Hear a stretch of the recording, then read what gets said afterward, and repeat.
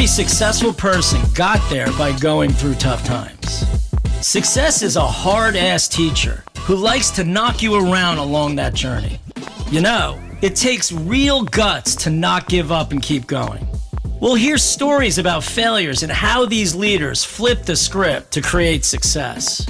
I'm John Schultz. Join me and let's discover how success is never really overnight. All right, welcome to the John Schultz podcast. We have an incredible guest today, a Jersey guy just like me.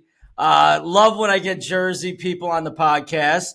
It's Fred Voccola, CEO of Kaseya, an amazing company.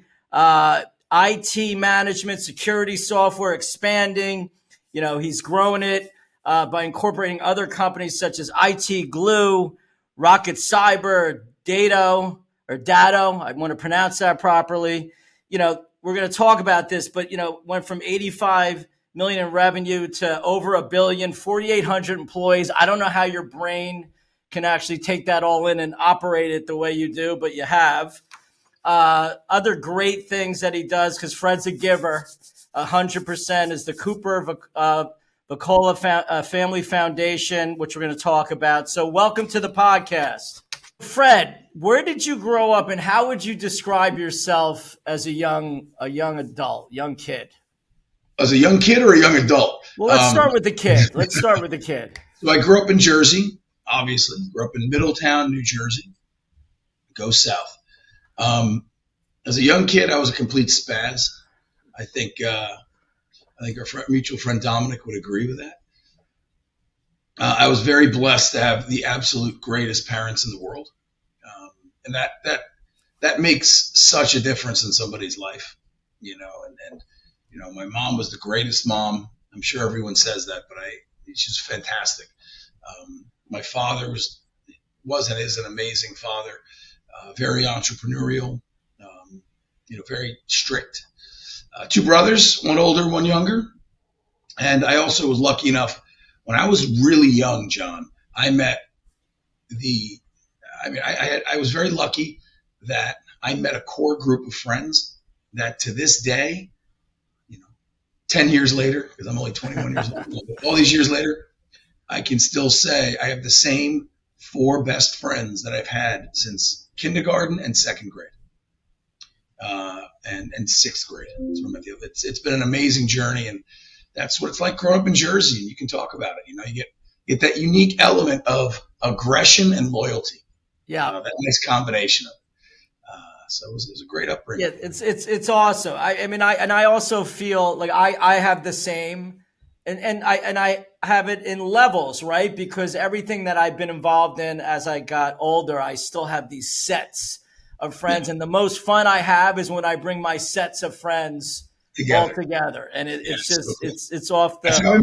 That's how I met you. 100%, and that's what I call it, Charlotte's Web, right? Of just greatness, of great friendships. So you mentioned your parents. I feel the same way.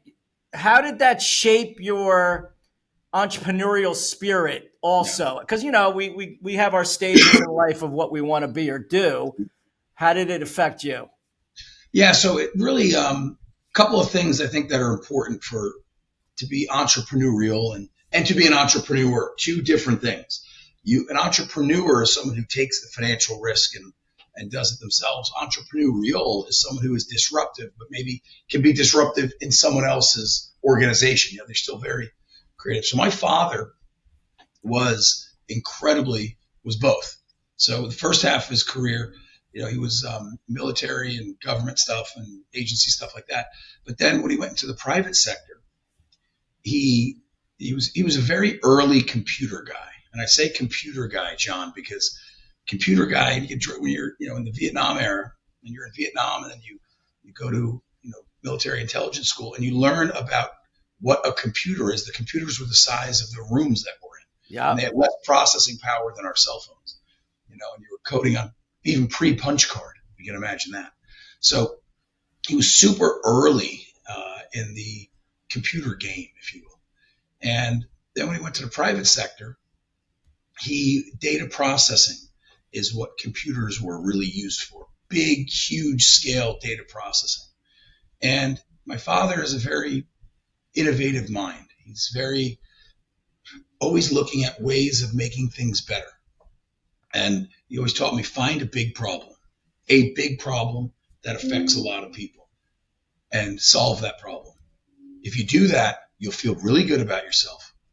And most likely you make a ton of money while you're doing it. And lucky for me, my father made a lot of money after I was already an adult. So I didn't grow up in I didn't grow up without the chip on the shoulder that most of us have.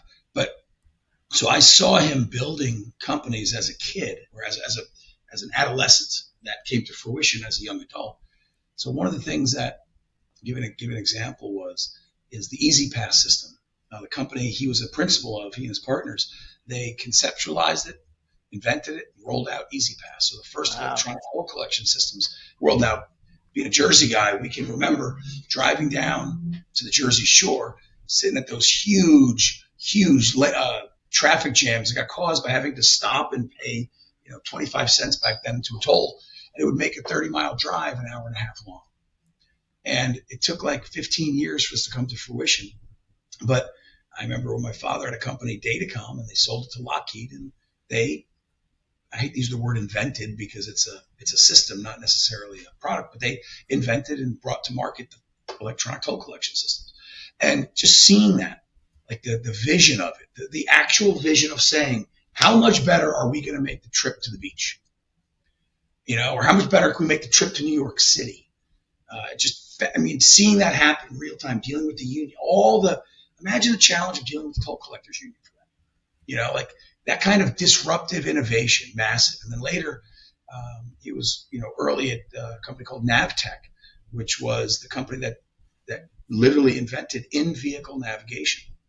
So when you're doing route guidance and you put it into today your phone, the maps, the navigable maps, that was Russ Shields, my dad, and a bunch of guys who delivered that to the world, and it's changed everything. And so just seeing that, I was so lucky to just be at the dinner table. And then when I went to college, hearing how they were doing it and just realizing that status quo doesn't have to be the status quo. You can change it, and don't let someone tell you can't. Just go after it and fight and make the adjustment, and the rewards come. I was so lucky to have that. I love that. It's I had Yuri Levine on, who founded Waze. So obviously, oh my God, yeah, I guarantee you, Yuri and my father and Russ Shields, I 100% guarantee you they all know each other. Well, maybe I'm going to get them on a group text, and we'll all that would be super badass. Yeah. So, but he had the same sort of mindset for. He's like fall in love with the problem, right? Not the solution, because the solutions are only a result of that grind, like you're saying. And I guess being around that, I felt the same thing with my father. He was in real estate. Obviously, I am as well, and I just saw all the things that he had to fight through. He never felt like it was working the way it should, but he would always have a positive attitude. My mother, who has the most positive attitude. That unit, like you said, everyone together made everyone feel they could still do it, and it's amazing. So you live that. Your first company, I think you started in college, or so you had that mindset. Where did that go? And then give us a little evolution of why you, I guess you tried to go to Wall Street, but then you left, and why that came to bear. Yeah, looking back, now as an older dude, I look back at my 21-year-old college senior self. I couldn't get hired. I couldn't get a job. I got a couple of interviews, Goldman Sachs and JP Morgan and all the fancy Salomon Brothers, Lehman Brothers. They were around back then.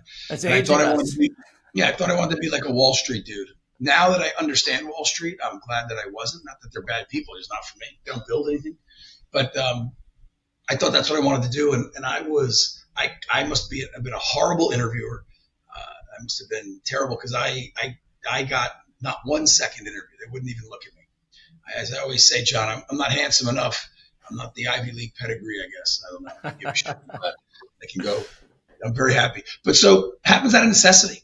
I had to get a job. That was it. And so I also was kind of a nerd in school. I liked my classes. I would be the nerd that would sit in the front row of his sociology class because I found it interesting. Or, not to mention the business classes, economics class. I liked it. Yeah. So I started my first company. There's a lot of financial services regulatory change happening when I was in college. Glass-Steagall Act came down. Interstate Banking and Branching Efficiency Act was passed that allowed banks to operate across states. And it really allowed the American banking, the financial service system to evolve to what it is today, to get very big. Before then, we had a tremendous number of small financial institutions. So our biggest institutions couldn't compete with the foreign institutions because they didn't have the asset base. So these two laws were passed in the Clinton era that allowed Bush in the Clinton era that allowed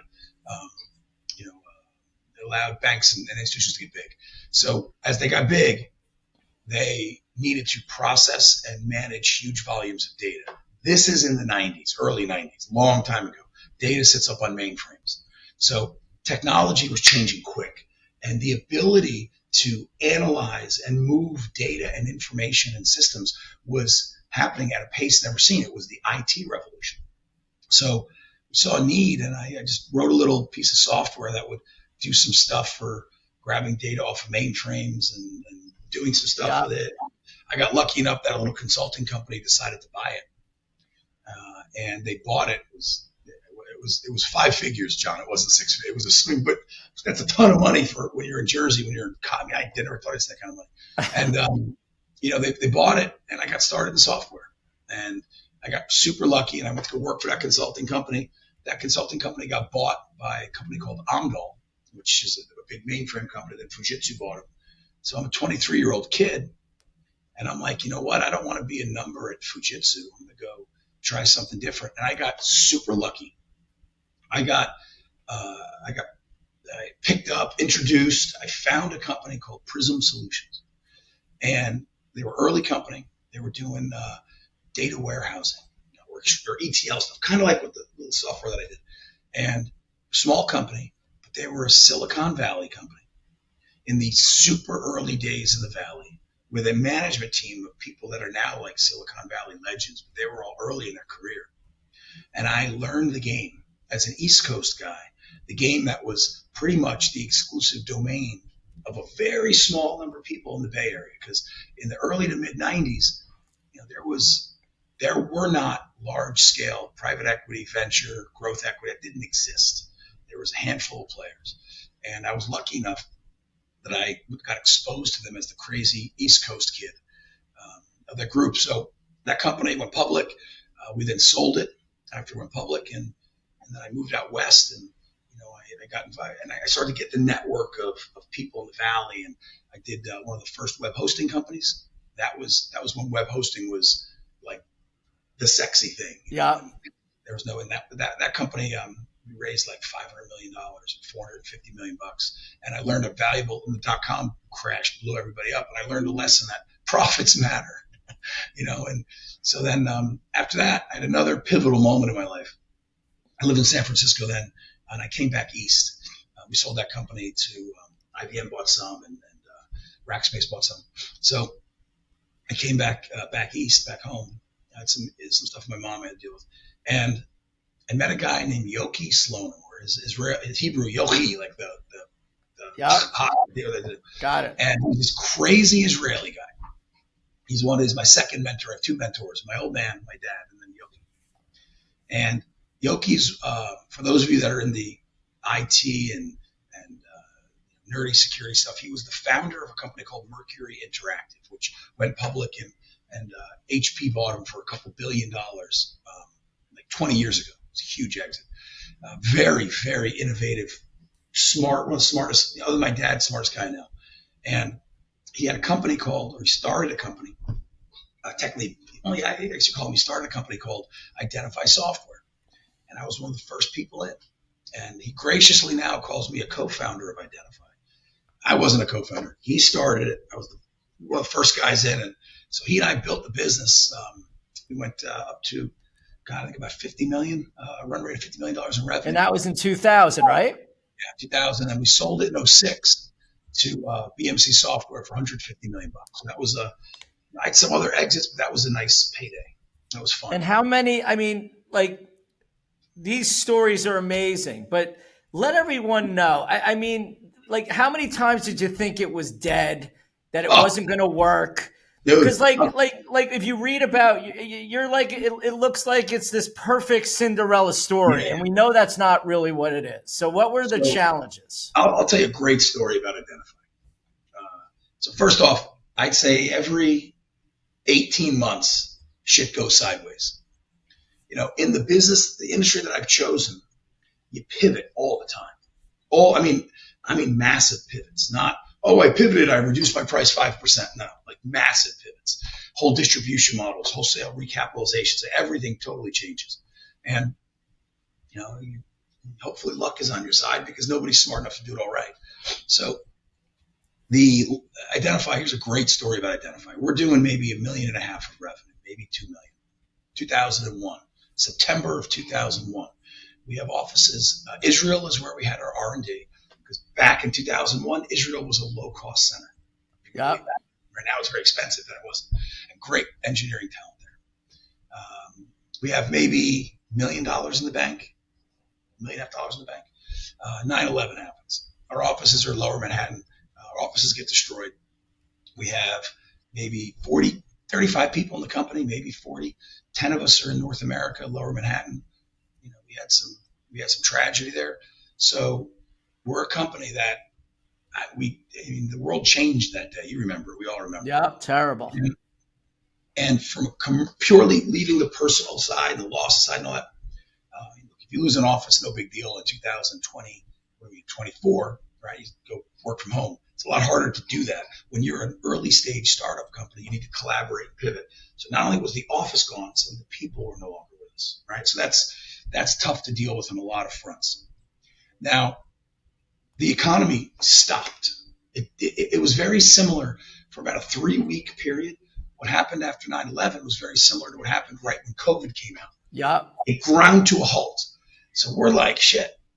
The way that you sold software, the kind of software we sold, Identify was application performance monitoring software.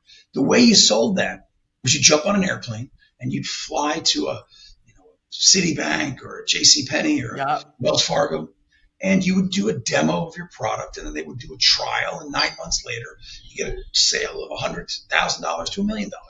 You couldn't do that anymore. We literally, you couldn't travel. And not to mention no one wanted to travel, right? Yeah, so exactly. We had to pivot. The internet was in the early stages.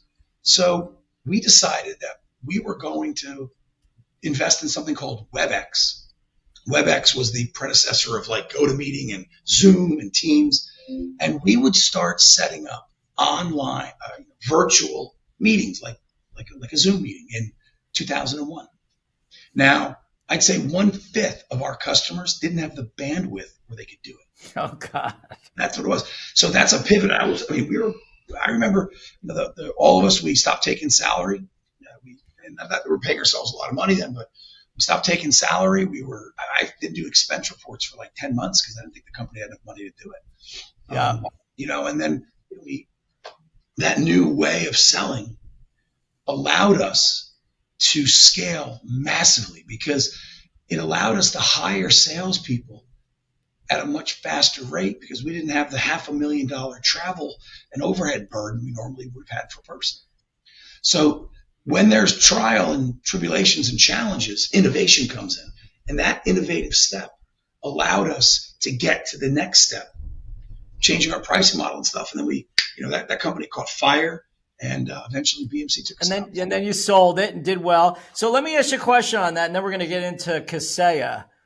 Because if you know every time something, unfortunately, we don't want to feel those things. We don't really want those to happen, candidly, but they do. And you see that it only created something better.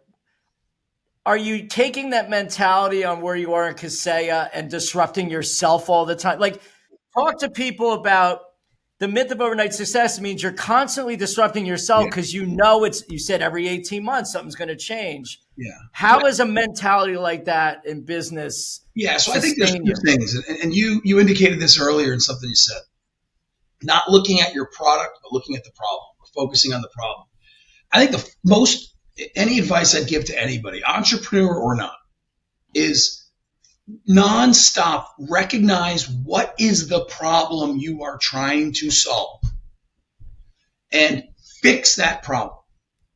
And then make it, whatever solution you build, product, service, facility, whatever, fix that problem. Then make it really easy for people to consume your product or service or whatever you're offering. Just get rid of friction. Friction is the enemy of commerce. Friction's bad. I mean, if it's hard for you to do something, you're not going to do it. If it's hard for you to go to the store, you're not going to go to the store. It's make it easy. And I think a lot of people miss that. So we talk about the myth of overnight success. If you or if we as business professionals are not constantly thinking about the problem, how the solution makes the problem better, not about the solution as a pretty toy that I can make my little baby, but how to make sure that my baby is solving the problems that are needed, and then making sure it's easy and you eliminate friction. That's the truth, because you're in a look at Google, they're going to have to reinvent. They had this thing for a very long time. I was on Perplexity this morning. I mean, I'm trying different things that I never would try in cyber, and why you're melding all these things together. But inference, if I don't get the answer back from Perplexity fast, it's not going to work. If I can't work with your product, totally. And it's so within Kaseya, knowing that's the case, knowing that you've grown so much so fast, you need to have a culture of people that feel that. What's that challenge? Where have you wanted to just say, I'm done because I don't know how I'm going to get this to happen? Integrating new people, adding locations. You've been in hyper growth. So how do you handle that? Yeah. So I took this company over about 9.5 years ago, maybe get up 10. We had about 50 million of revenue then, give or take, and had maybe 300 employees. We're at $1.5 billion of GAAP revenue this year, over 5,000 employees. So it's a lot of growth. Like you said, it doesn't happen overnight. There have been massive challenges. So when I took the company over, we were in trouble. The company, as I've said publicly, we had lost our way. The company stopped being about our customer. And the customer we serve is a very unique customer, it's complementary, a very needy kind of customer that you really have to service. We serve small business owners. Our customers are the IT and security service providers that do all of the technology work for small to mid-sized businesses around the world. Profile of our customer, 25 employees, owner-operator. Which is the majority of businesses. Right. And it's a huge market. And it's personal for them. And our products, the solution that we provide, is the cog for them, literally. So we'll do upwards of our revenue will be upwards of 15 or 20% of our customers' revenue. Think about that relationship.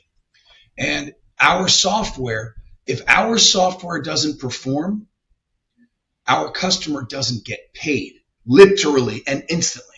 So it is a very dependent relationship. So what that forces us to do is take innovation to a different level, because not only does it have to be easy to consume, it has to be easy for our customer to monetize. So when you ask about challenges, I could spend the next 3 hours, John, talking about it. I'll give you a couple of anecdotes. In the very beginning, we had to do wholesale changes and build a culture. We had to build a culture where Kaseya, when we got here, a lot of great people, but they fell into what a lot of software companies do. They focused on their product as a standalone thing, not on how their product is solving their customers' problems. And they started making a product that wasn't built for the customer. It was built for the engineer's pleasure of those building. That was a big cultural change. We had the changes. We made our company a customer-centric company. If you talk to our accountants, if you talk to our lawyers, they'll talk about the customer centricity of this place and how our one job on this world is to make sure that our customers, they're called MSPs, our customers powered by Kaseya are the best, the most profitable. They do the most financial success. Other challenges, we made a lot of acquisitions. 2 years ago, we bought our biggest competitor, a company called Datto, public company. We're a private company. They're a public company. So, a buyout of a public competitor by a private company mechanically is not hard. There were a lot of cultural differences between the two companies. It's been well stated in the industry media that we have. And the companies, they had more employees than we did. That was challenging.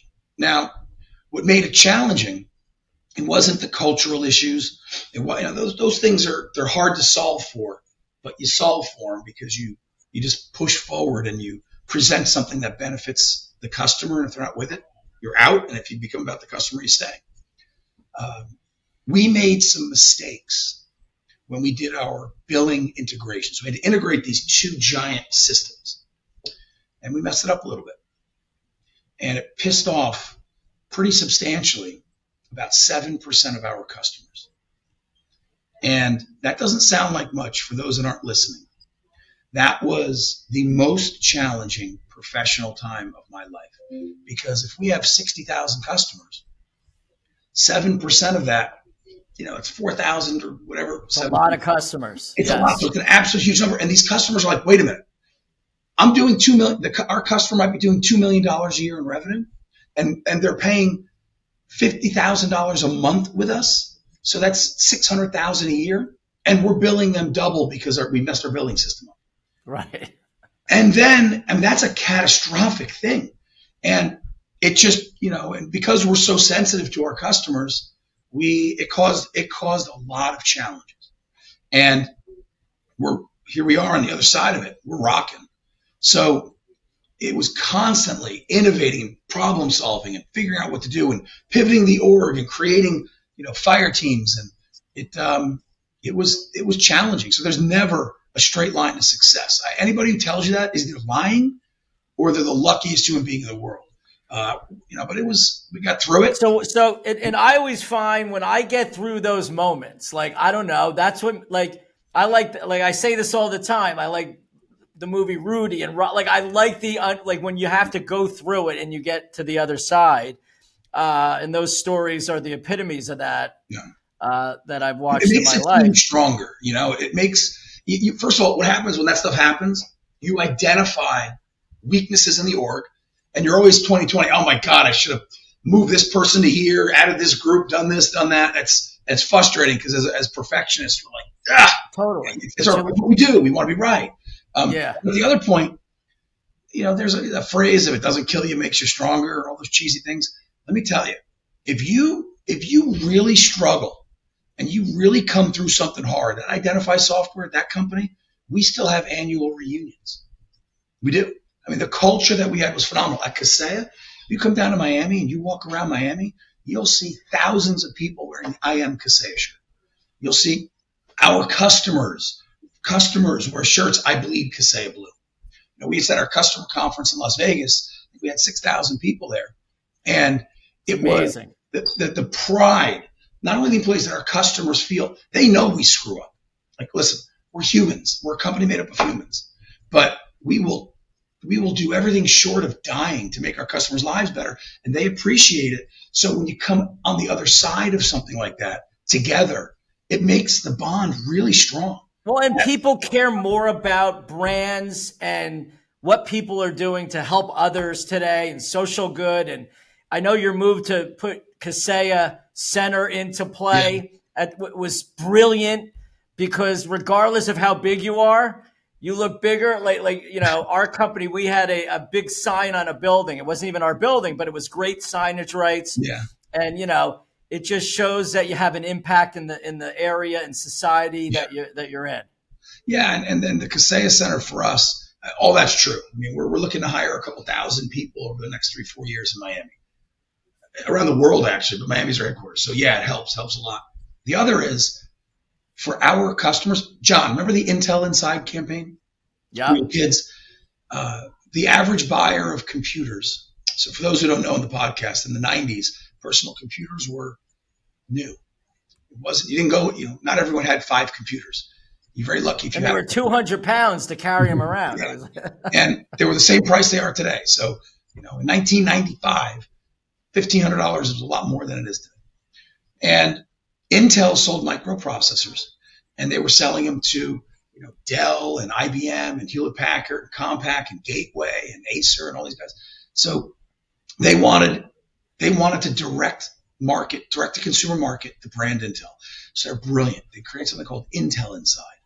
So now they did such a good job with this brand that when my mom would go to the store, go to Egghead Software, go to Sears to buy a computer, she'd say, all I need to know is that it has Intel inside because Intel makes the computer good. She doesn't know anything about microprocessors. So with Kaseya, we're doing the same thing.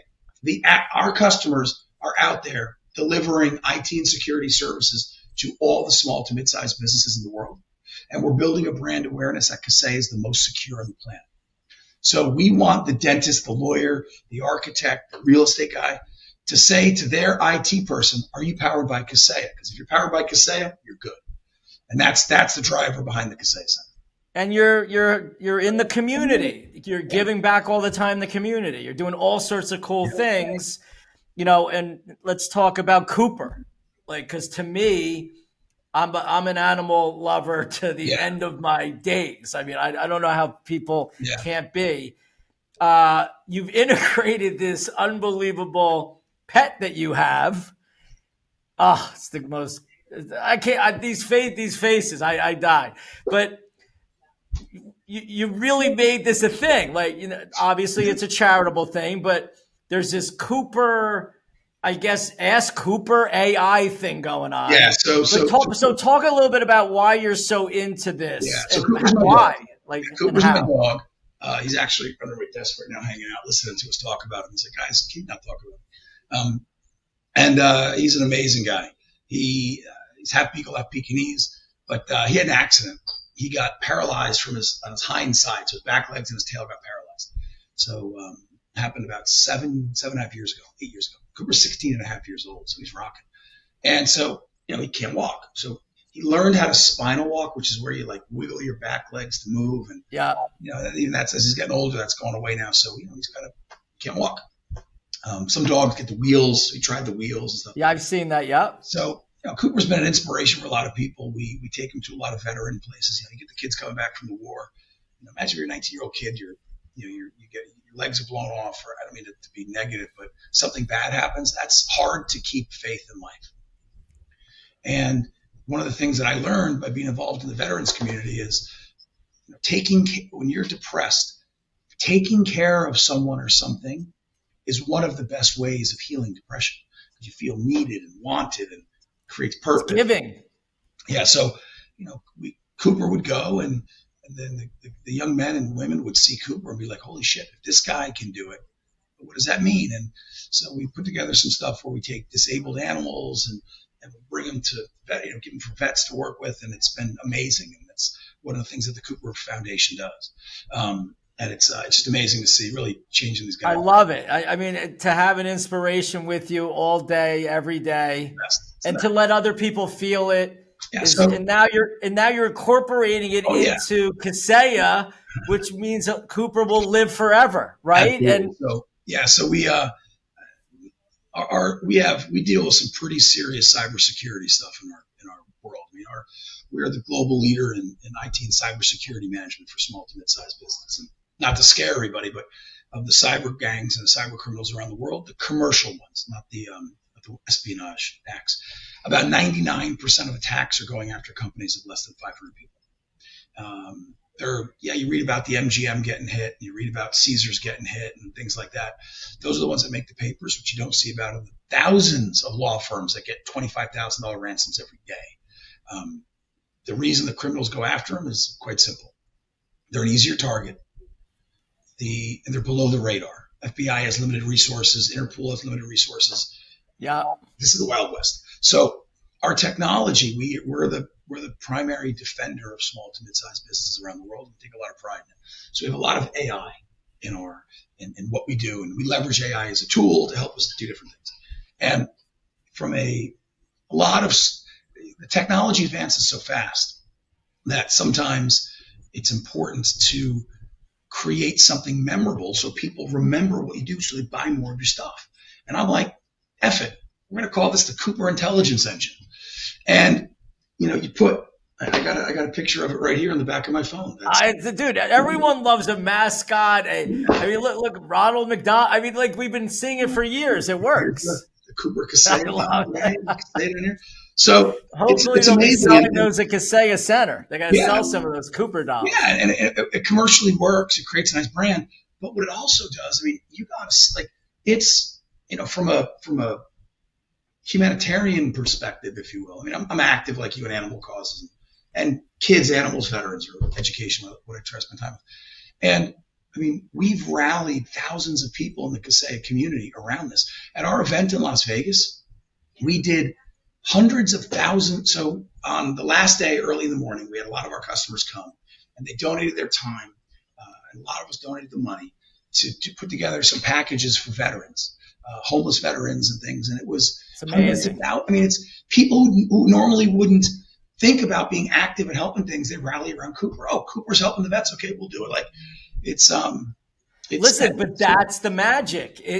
We want to rally. People just need to be shown the way, but to have a brand that you can feel happy to identify with, which is animals or Cooper, is amazing. And I just want to commend you on that, because you know what, we can get very stuck in just what we're doing and how to grow, and we all have investors and customers, but to get outside yourself and go help the community and people, and I just think that's what always makes me feel the best. So it's people talk about having fun, and I guess when you're a young man, having fun is going to Vegas and partying, right? And then as you get older, it's playing with your kids or your nieces, your nephews, and then when you get older, it's about other things, helping people. And I've been told that. I remember hearing that when I was in my early 20s at Prism from some of the folks that are now among the elite in the technology world, icons in the industry, telling me that. And I'm like, okay. And now I'm like, yeah, I get more joy. I get more joy at a watching what the kids do at the SPCA in Monmouth County, one of the things that we're involved with, than making another X amount of dollars or going to another party. Or it's cool. It's something that it's an inevitable truth. And the most joy that I've ever had is building companies and watching the people at the companies grow, so those people can do the same thing that I'm doing, and that's try to pass it forward. And you're building people, not just things. And like, we're all human, and we all talk about AI. It's just a tool. You can never replace what we have as relationships and the people that we're around. And that's where I get all my energy. So we got to give it back. But I want to thank you for even spending this amount of time. People are going to love this. I know people hopefully at your company will listen to this, and they get to see Fred in a whole different way, which is a great way, and people should know it. So thank you. Well, John, thanks again. I appreciate doing it. And I just, the only thing I'd leave with for everyone who listens is, when you're doing something you care about, you got passion for, you can't fake it. Don't quit. So many people make bullshit up, and it's not going to be perfect. Yeah. Thanks again. Thank you again. Awesome. Thanks, John. Hi, John Schultz here. Thank you so much for tuning into this week's episode. Would really appreciate it if you would like, comment, subscribe, and share with your friends. Looking forward to being with you soon.